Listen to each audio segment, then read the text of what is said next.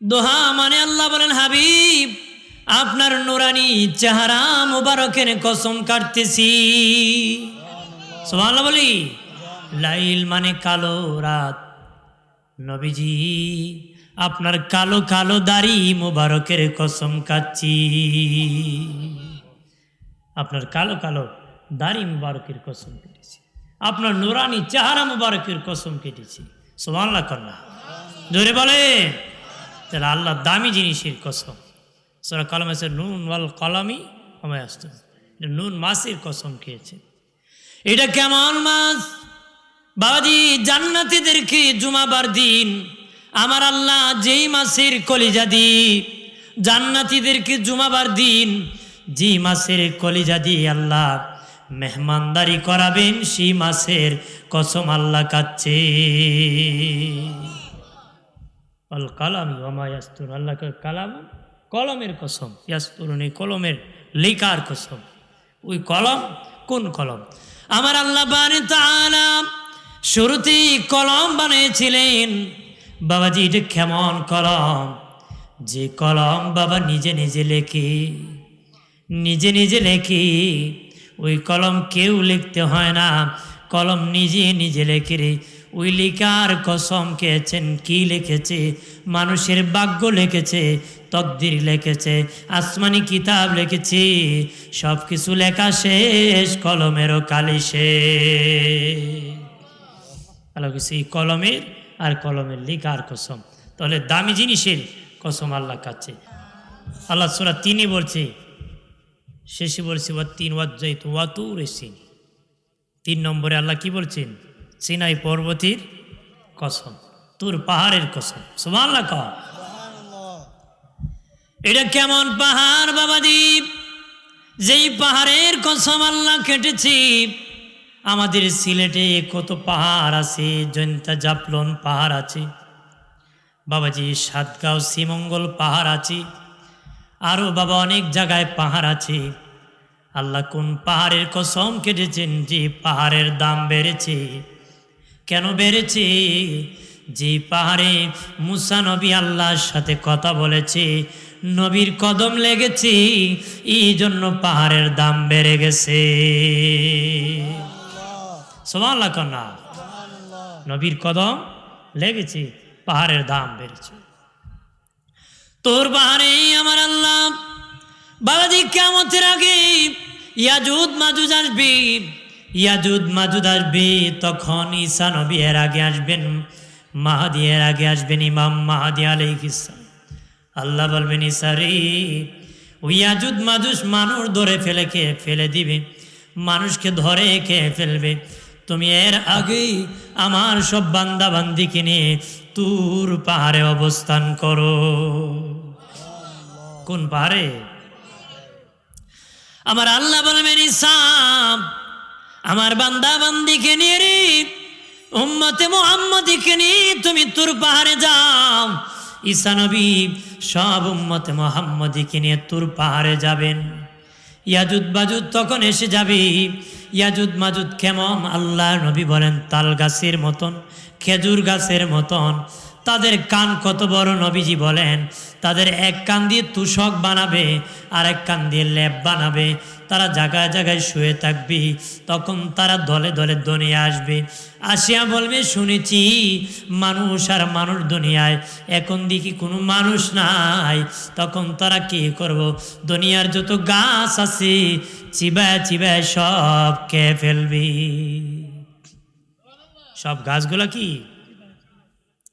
আরেক দল ইয়াজুদ মাজুদ আসবে, আসিয়া বলবে শুনেছি মানুষ, এখন দেখি মানুষও নাই। শুনেছি সবুজ পৃথিবী, এখন দেখি ঘাসও নাই। তখন তারা বাবা মুখ দিয়ে সমুদ্রের সব পানিগুলা টেনে খেয়ে ফেলবি, সাগর সমুদ্র পর্যন্ত তলা পর্যন্ত শুকায় ফেলবি। আমার আল্লাহ ইয়াজুদ মাজুদের ঘাড়ের মধ্যে ঘা দিয়ে দিবি, পছন্দ ধরে ফেলবি। পচতে পচতে তারা জমিনে মরে যাবে। আল্লাহ বলবেন ঈসা রে, আমার বান্দা বান্দিকে নিয়ে তুমি জমিনে আবার নেমে যাও। তোর পাহাড় থেকে উনি নামিয়া দেখবেন জমিনের মধ্যে দুর্গন্ধ, পচা গন্ধের জন্য তাকা যাইতেছে না। আল্লাহকে বলবেন মালিক, ও আল্লাহ, ও মালিক, ওইগুলার জন্য ইয়াজুদ মাজুদের পচা দুর্গন্ধে পৃথিবী তাকার মতন না, তাড়াতাড়ি করে তাদের লাশ উঠে নাও। আমার আল্লাহ বারে তাআলা তখন একদল পাখি পাঠায় দিবেন, তারা সে এক একজন এক একটা লাশ নিয়ে যাবে, কোথায় ফেলে দিবি দিনে নবী বলেন আল্লাহই ভালো জানে। সুবহানাল্লাহ। কোথায় ফেলে দিবি জানে কি? নবী বলেন তখন পাখি একটা একটা করে নিয়ে যাবে। আমার আল্লাহ আসমান থেকে বৃষ্টি নাজিল করবে, বৃষ্টি পানির দ্বারা সমুদ্র সাগর পানির দ্বারা ভরপুর করবে, খাল বিল নদী নালা পানি দিয়া ভরপুর হয়ে যাবে। এর আগে জমিনের উর্বর ক্ষমতা কমে যাবে। নবীজি বলেছেন জমিনে কোনো ফসল হবে না, মানুষ খাবার কিনতে পাবে না, টাকা থাকবে ঠিক, বাজারে ডাল পাবে না, চাল পাবে না, কিছু পাবে না মানুষ বাজারে। দয়াল নবী বলেন তখন মানুষ খিদার যন্ত্রণায় কষ্ট করবি। তখন বাবাজি ওই ইয়াজুদ মাজুদ যখন মরে যাবি, পচে যাবে, তখন লাশ নিয়ে যাবে, আসমান থেকে মালিক বৃষ্টি বর্ষণ করবে আর জমিনের উর্বর ক্ষমতা বাড়ায় দিবি, সাগর খাল বিল পানিতে ভরপুর হয়ে যাবে আর জমিনের উর্বর ক্ষমতা বাড়বে। এত ক্ষমতা বাড়বে নবীজি বলেন একটা গমের দানা এত বড় হবে, পাল্লায় ওজন দিলে 5 কেজি ওজন হবে। মানে এত উর্বর ক্ষমতা হবে। যেই জমিনে বল নাই ফসল বড় হয় না, কথা হয় না, ঠিক কিনা? জিটকা লাগে থাকি, ওই যে চাপা দিয়ে ধরে রাখি, তোমার কলা এত বড় হলো কেমনি গাছে? কয় বেশি করে বল দিছি, কথা কয় না, সার দিছি, এই জন্য বেশি করে আমার ফসল বড় হয়েছে, লাউ বড় হয়েছে, সবজি বড় হয়েছে, উর্বর ক্ষমতা বেশি হলে। এই জন্য ওই সময় এত উর্বর ক্ষমতা হবে, নবী বলেন একটা গমের দানা 5 কেজি ওজন হবে। বলেছেন ডালিম গাছের পাতা দিয়ে 10-12 জন এক পাতা দিয়ে ছাতা হিসাবে ব্যবহার করতে পারবে। মানে এত বড় পাতা হবে ডালিম গাছে। আমার বানের বাবাজি, আমার আল্লাহ বারে তাআলা তোর পাহাড়ের কসম খেয়েছেন। শেষে বলেন ওয়াহাজাল বালাদিল আমিন, শান্তিময় নগরের কসম। নবীজি নগরীর মানুষ মারামারি করত, যেই নগরীর মানুষ কাটাকাটি করত, যেই নগরের মানুষ বাবা হইয়া মেয়েকে খুন করত, যেই নগরী উলঙ্গ হইয়া কাবা ঘর তাওয়াফ করত, যে নগরীর মানুষ কাবা ঘরে উলঙ্গ হয়ে বাবা মেয়ে, বাবা ছেলে, মা মেয়ে উলঙ্গ হয়ে কাবা ঘর তাওয়াফ করত। যেই সময় নবীজি মারামারি ছিল, কাটাকাটি ছিল, সাদার কালো এক জায়গায় বসতে পারতো না, দুনিয়ার গরিব এক জায়গায় বসতে পারতো না, বাবা হইয়া নিজের আপন মেয়েকে খুন করত, মেরে ফেলে দিত। নবীজি আপনার কদম যেদিন লেগেছে, আপনার কদম মোবারক যেদিন লেগেছে, হাবিব আপনার কদম লাগার কারণে আমি আল্লাহ এই শহরকে নিরাপদ নগরী বানাইছি। শান্তির নগরী, নিরাপদ নগরী বানাই দিছে কে? জোরে বলে। কেমন ছিল বাবাজি? তারা উলঙ্গ হয়ে কাবা ঘর তাওয়াফ করত, যুক্তি দেখাইত, বলতো যেই কাপড় পরে পাপ করেছি ওই কাপড় পরে পবিত্র ঘর তাওয়াফ করব না। যুক্তিবাদী কি বলতো? যেই কাপড় পরে পাপ করেছি ওই কাপড় পরে পবিত্র ঘর তাওয়াফ করব না। এই জন্য তারা কাপড় খুলিয়া উলঙ্গ হয়ে তাওয়াফ করত। একটু চিল্লায় বলে নাউজুবিল্লাহ। এমন জাহিলিয়াত ছিল, এমন অসভ্য বড় যুগ ছিল, জাহিলিয়াত ছিল। এক ব্যক্তি আসে নবীজির কাছে বলে, ওগো মায়ের নবী, ও দিনের নবী, আমি মারাত্মক অপরাধ করেছি, আমার আল্লাহ আমারে ক্ষমা করবেনি। নবীজি বললেন বলো রে কি অপরাধ করেছো? সে বলে, নবীজি আমি অপরাধ করেছি, আমি 100 মেয়ে খুন করেছি, 100টা কন্যা সন্তান, 100টা কন্যা সন্তান, 99টা কথা বলতে জানতো না, আমি খুন করেছি। তবে গো নবীজি শেষের বাচ্চাটা বাবা বলে সুন্দরভাবে কথা বলতে পারত। আমার বিবির পেটে যখন বাচ্চা গিয়েছি তখন আমি ব্যবসা করার জন্য প্রবাসে চলে গিয়েছি। বহুদিন পরে আমি ফিরেছি। আমার ঘরেতে কন্যা হয়েছে না ছেলে হয়েছে আমি জানতাম না। আমার বিবিও বাবা ডাক শুকাইছে, মধুর কণ্ঠে বাবা ডাক শিখাইছে, যেন আমার মায়া লাগে গো নবী। এইভাবে আমার বাচ্চা বাবা বাবা বলে ডাকে। আমার বিবি শিখাইছে, আদর শিখাইছে, আমার খেদমত শিখাইছে, যেন আমার দিল নরম হয়ে যায়, আমার মেয়ে যেন আমি হত্যা না করি। দয়াল নবীজি, ও মায়ের নবী, তারপর আমার দিল নরম হয় নাই। আমি ষড়যন্ত্র করলাম কেমনে হত্যা করে যায়। বিবিকে বললাম, বিবি রে বিবি, আমার মেয়েকে সুন্দর জামা পরায় দাও, আমি দাওয়াত খেতে যাব। মেয়েকে সাজাইয়া হাতে ধরিয়া যেতে যেতে যেতে যেতে বহুদূর চলে গেলাম মরু প্রান্তরে।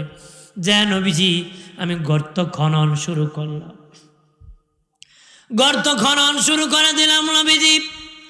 আর খনন করতে করতে আমি যখন শেষ দিকে চলে আসলাম, ঘাম পেয়ে দাড়ি ভিজে ভিজে পড়তেছি। আমার মেয়ের ওল্লারা ছল দিয়া আমার মুখ মুছে, দেখো বাবা কেন গো বহুদূর আসিয়া গর্ত খনন করতেছ? ও বাবা কি জন্য কষ্ট করতেছ? এইভাবে আমার মেয়ে ঘাম মুছে দিতেছে। নবীজি গো, তারপর আমার মনটা নরম হয় নাই, তারপর আমার দিন নরম হয় নাই। এমনি ওপরে উঠিয়াম মেয়ের ঘাড়ে ধাক্কা মেরে গর্তের মধ্যে আমি ফেলে দিয়েছি। আমার মেয়ে গর্তে পড়িয়া চিৎকার করে কান্না করে বলে, বাবা মেয়ে হওয়ার অপরাধে আমাকে তুমি মেরে ফেলে দিতেছ। আমি ওয়াদা করতেছি জীবনে কোনো দিন তোমারে বাবা বলে ডাক দিব। তোমাকে বাবা বললে লজ্জা হবে, শরম লাগবে, এই জন্য আমাকে মেরে ফেলবা। আমি ওয়াদা করতেছি জীবনে পরিচয় দিব না। মেহেরবানি করে জীবন ভিক্ষা দান করেন। আমি গর্ত থেকে উঠে সোজা দৌড় দিয়ে দিব, 2 চোখ যেদিকে যায় সেদিকে চলে যাব। ও বাবা, দেশ ছাড়িয়া দেশান্তর হয়ে যাব। জীবনে তোমার পরিচয় দিব না, তোমাকে মানুষের সামনে লজ্জায় ফেলে দিব না গো। মায়ের নবী এইভাবে শেষ মুহূর্তে আমার মেয়ে বিনায়া বিনায়া কান্না করে করে বলেছে। তারপর আমার দিল নরম হয় নাই। আমি তখনও মাটি চাপা দিয়ে আমার মেয়েকে হত্যা করেছি, আমার মেয়েকে হত্যা করেছি। নবীজি গো, আল্লাহ কি ক্ষমা করবিনি? নবী গো, বাবা অনুতপ্ত হয়েছ, মালিকের কাছে ক্ষমা চেলে আমার আল্লাহ তোমাকে ক্ষমা করে দিবি। ওই রাস্তা থেকে ফিরে আসো, তাহলে আল্লাহ কি, তাহলে মারামারি হত্যা নবীর দ্বারা বন্ধ হয়েছে। কথা হয় না। আল্লাহ বলেন, হাবিব যে সমাজে ছিল মারামারি, যে সমাজে কাটাকাটি, ওই সমাজে মানুষকে আপনাকে পাঠাই আমি আল্লাহ নিরাপদ নগরী বানায় দিছি। শান্তির নগরী, নিরাপদ নগরী এখন আল্লাহ কবুল করেছে। সুবহানাল্লাহ কন্যা আর জোরে কর। আল্লাহ 4টা কসমকে কয়, লাকাদ খালাকনাল ইনসানা ফি আহসানি তাকওয়িম। আল্লাহ কয় নিশ্চয়ই মানুষকে আমি সুন্দর করে বানাইছি। সুবহানাল্লাহ কন্যা আর জোরে কর। আবার আল্লাহ বলেন, নিশ্চয়ই আমি মানুষকে সুন্দর করে বানাইছি। মানুষ যদি কালো হয় চন্দ্রের থেকে সুন্দর, ল্যাংরা হলো সুন্দর, কানা হইল সুন্দর, বোবা হইল সুন্দর, একবারে পৃথিবীর সবচেয়ে যে লোকটা বিশ্রী সেও চন্দ্রের চেয়ে বেশি সুন্দর করে আল্লাহ তারও বানাইছে। চন্দ্রের চেয়ে কি বেশি করে, কারণ আল্লাহ নিজে কইছে আমি মানুষকে সবচেয়ে বেশি সুন্দর করে বানাইছি। সুবহানাল্লাহ কন্যা আর জোরে কর। মানুষের মধ্যে কি দিয়েছে আল্লাহ, কি দিয়েছে জানেননি বাবাজি?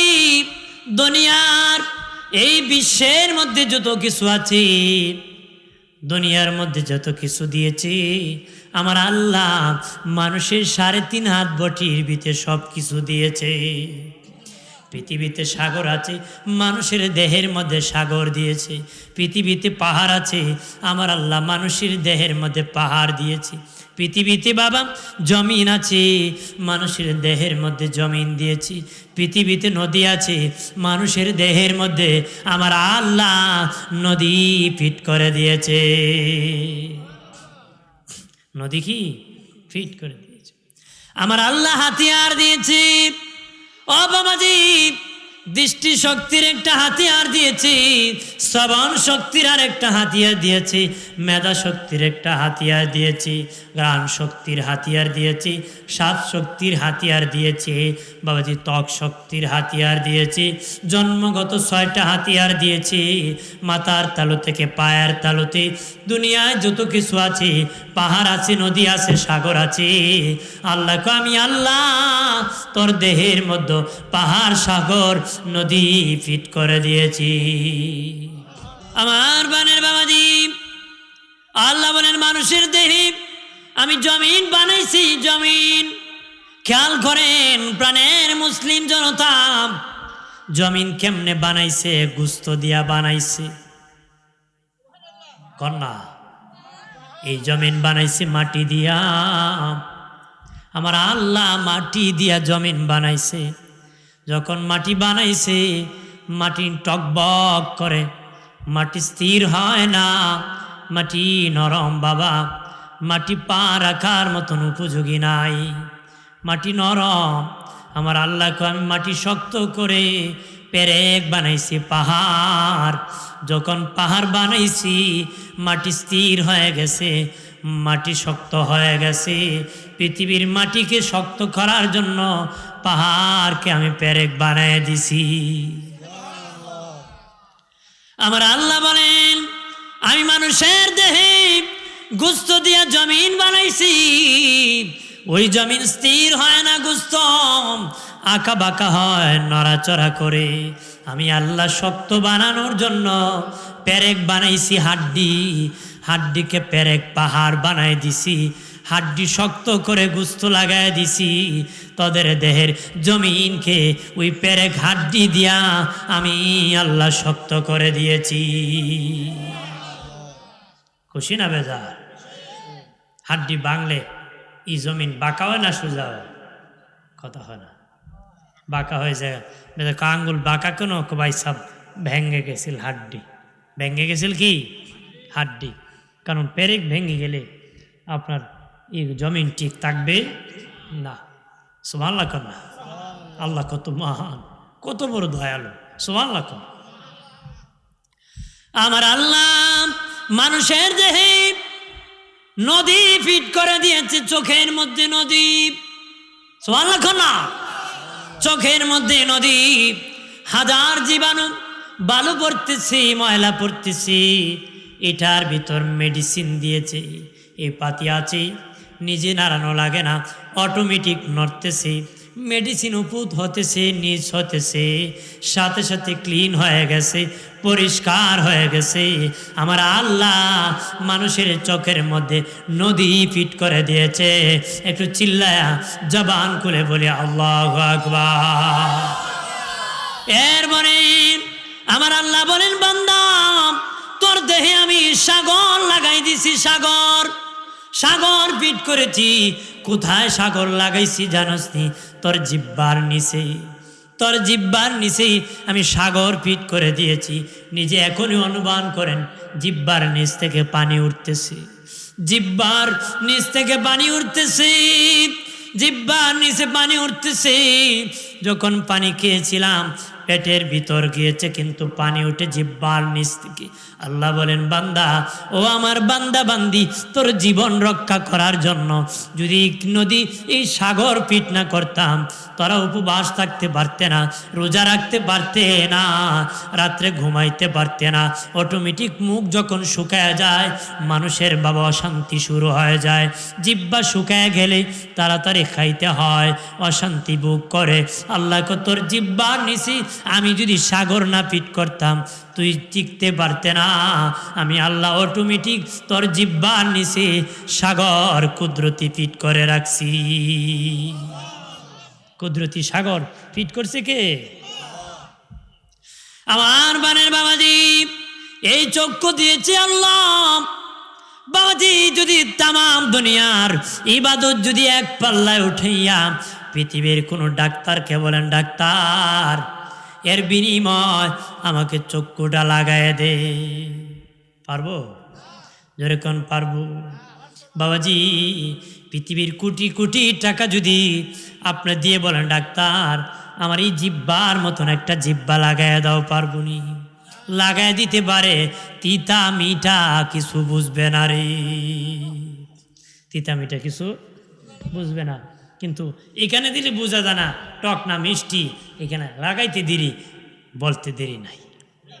কত বড় থার্মোমিটার ফিট করছে, কত বড় বরকত, সাত শক্তি দান করে দিয়েছে কে? জোরে বলেন কে? আমার আল্লাহ শ্রবণ শক্তি দিয়েছে কানে, কানের মধ্যে 19টা ছিদ্র আছে, 19টা কানের মধ্যে 19টা ছিদ্র আছে। বাবাজি, যে ব্যক্তি তার 19টা ছিদ্রি আল্লাহ নামে ভরপুর করতে পারবে, তার কান আমার আল্লাহর কুদরতি কান হয়ে যাবে। যেদিন থেকে তার কানে গান শুনলে ভালো লাগবে না, গালি শুনলে ভালো লাগবে না, এক কথায় আল্লাহ বেজার হয়, এমন কথা শুনলে ভালো লাগে না, মনে করবা ওই কান আল্লাহর পছন্দের কান হয়ে গেছে। যতদিন পর্যন্ত আজান শুনলো ভালো লাগে, যাত্রা শুনলো ভালো লাগে, মনে করবেন কান আল্লাহর নামে এখনো ভরপুর হয় নাই। আল্লাহর নামে কি ভরপুর? প্রাণের বাবাজি, মায়ের পেটে অন্ধকারে আমার আল্লাহ নাক দিয়েছে, কান দিয়েছে, মুখ দিয়েছে। বাবা, যেটা যেখানে সেখানে ফিট করে দিয়েছে, এই পর্যন্ত পায় নাই। আল্লাহ নাক দিয়েছে কানের কাছে, কান দিয়েছে নাকের কাছে, দিছে নাকি? আল্লাহ এত দয়ালু, অন্ধকার মায়ের পেটের ভিতরও সুন্দর করে আমাকে আপনাকে বানাইছে। আমাকে আপনাকে কি বানাইছে কে? জোরে বলেন কে? তাতে বেজার কেডা কেডা? কথা হয় না, বেজার তো না, খুশি হব কার প্রতি? জোরে বলে। আমার আল্লাহ বারেন তাআলা মানুষকে সবচেয়ে বেশি সুন্দর করে বানাইছে। বাবাদি, আল্লাহ বলেন আর রহমান আল্লামাল কুরআন খালাকাল ইনসান। আল্লাহ বলেন দয়াল আল্লাহ কোরআন শিখাইয়া মানুষ বানাইছে। কোন মানুষ? যেই মানুষ আল্লাহ বলতে পারতেন আর রহমান, আর রহমান খালাকাল ইনসান আল্লামাল কুরআন। দয়াল আল্লাহ মানুষ বানাইয়া কোরআন শিখাইছে না, না, আল্লাহ বলেন কোরআন শিখায়া মানুষ বানাইছে। তাহলে মানুষের ঘরে জন্ম হলে মানুষ হওয়া যায় না।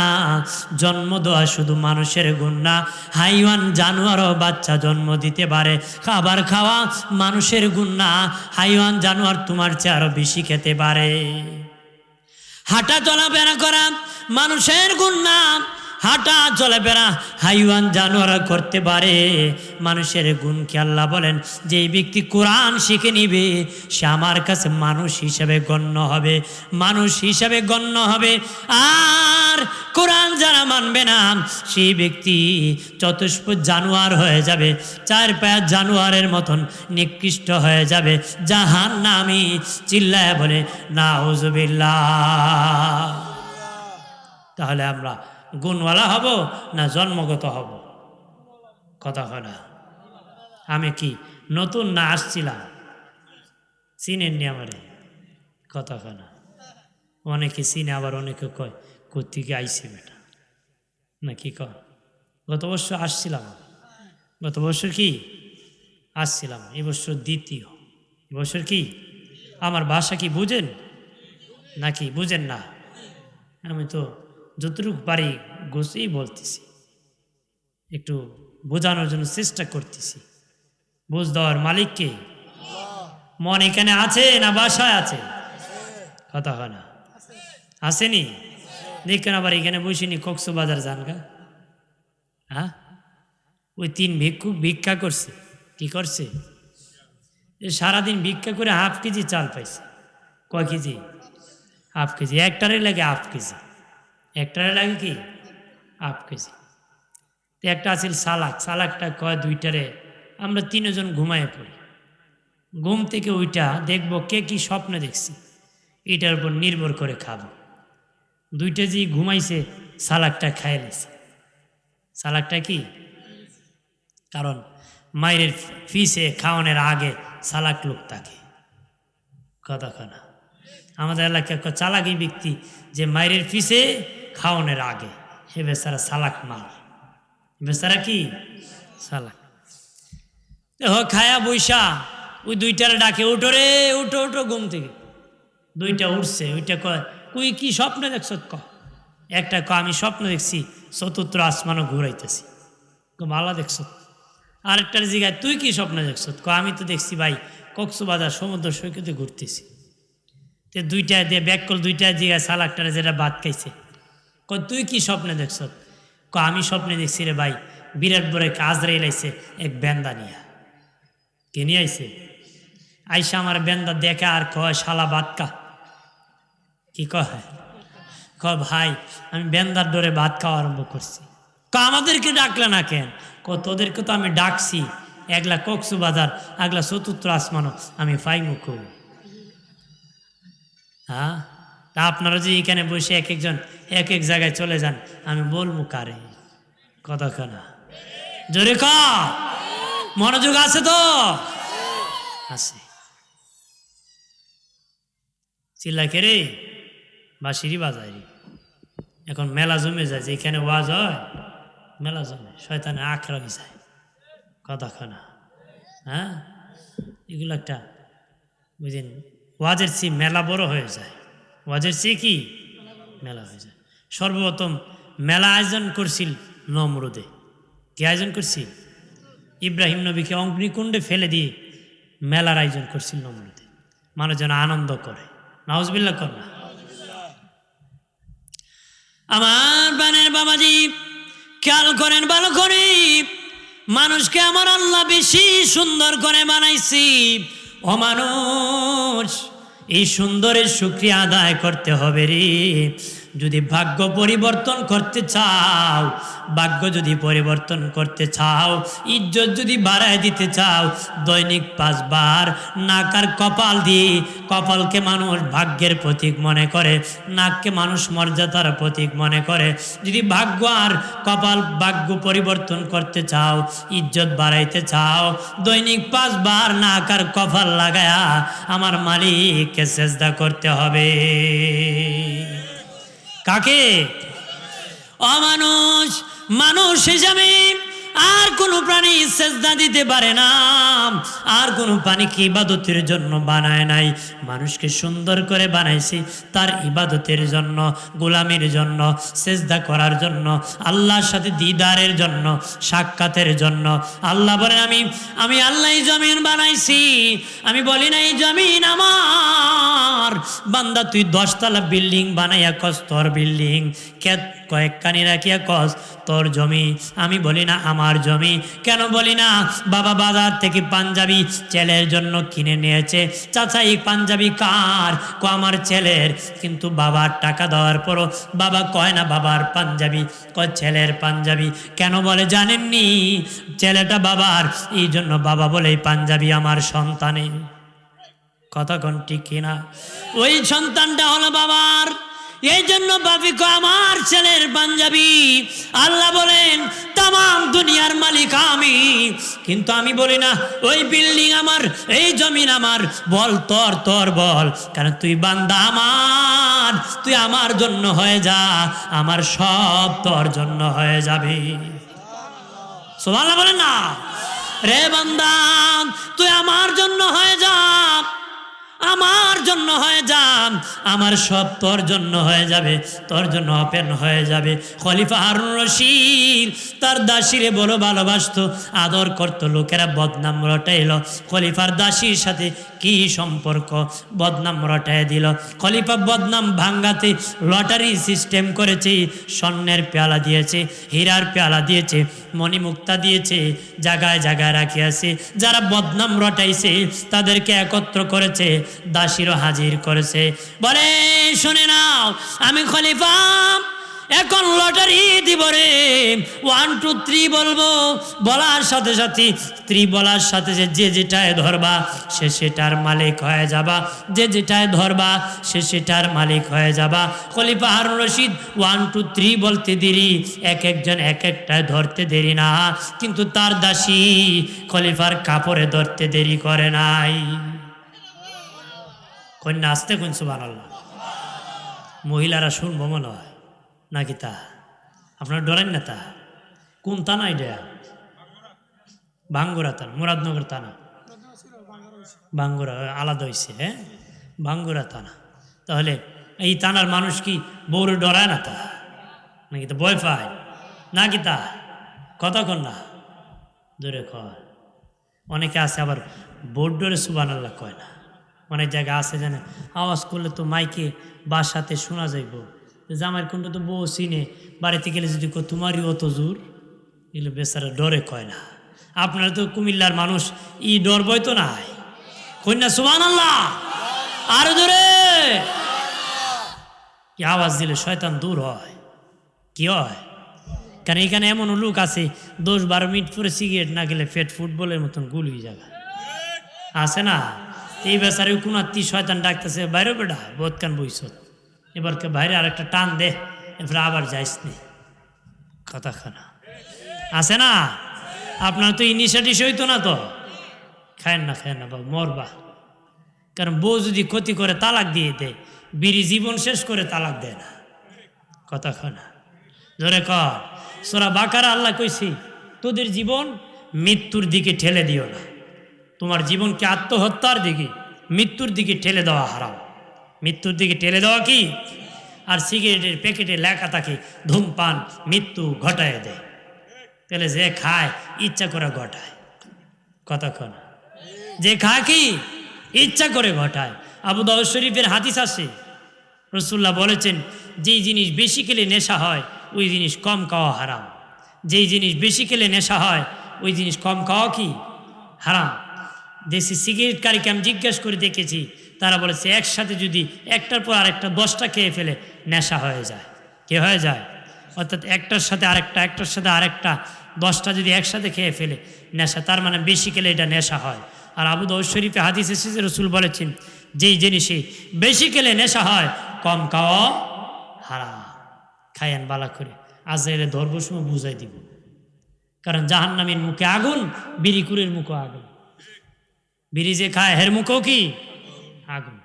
এক বেচারা কজুর শুনছি আগুন দেখলে ফিরিস্তা আয় না, এই জন্য বিড়ি খাওয়া ছাড়তাম না, আর যাই আইতো না, মরতাম না, কথা কর। ওদের শাহ আব্দুল আজিজ রহমতুল্লাহ আল্লাহ বাহাজ করতে গিয়েছিলেন এক ইহুদি, খ্রিস্টান ইহুদির সাথে। তে আসার সময় কুকুর নিয়ে আইছে। কি নিয়ে আইছে? কথা কয় না, কুত্তা, কুত্তা কি কয়, কুকুর নিয়ে আইছে। তে কুকুর নিয়ে যখন আসছি তখন উনি জিজ্ঞেস করে, বাহাজ করতে আসছো, কুকুর নিয়ে কেন আসছো? সে কয়, তোমার নবী কইছে যেখানে কুকুর ফিরিস্তা সেখানে নাই, এই জন্য আমি সবসময় কুকুর নিয়ে ঘোরাই, যেন ফিরিস্তা তো আজরাইল আইতো না, মরতামও না, আইতো না। তো উনি বললেন, তোর দেশের কুকুর মরেনি? কয় মরে তো। কয় তুই মরার সময় কুত্তা মারার ফিরিস্তা আইব, তুই মরার সময় কি কুত্তা মারার ফিরিস্তা আইব, কারণ রহমতের ফিরিস্তা আসবে না। হাজির ফিরিস্তা আসবে, মরণ তো নির্ধারিত সময় হবে আগুন যাই লাগা, কিন্তু রহমতের ফিরিস্তা আসবে না। রহমতের ফিরিস্তা না আসলে কালেমা নসিব হবে না, কালেমা নসিব না হলে জান্নাত নসিব হবে। সাবধান বাবা।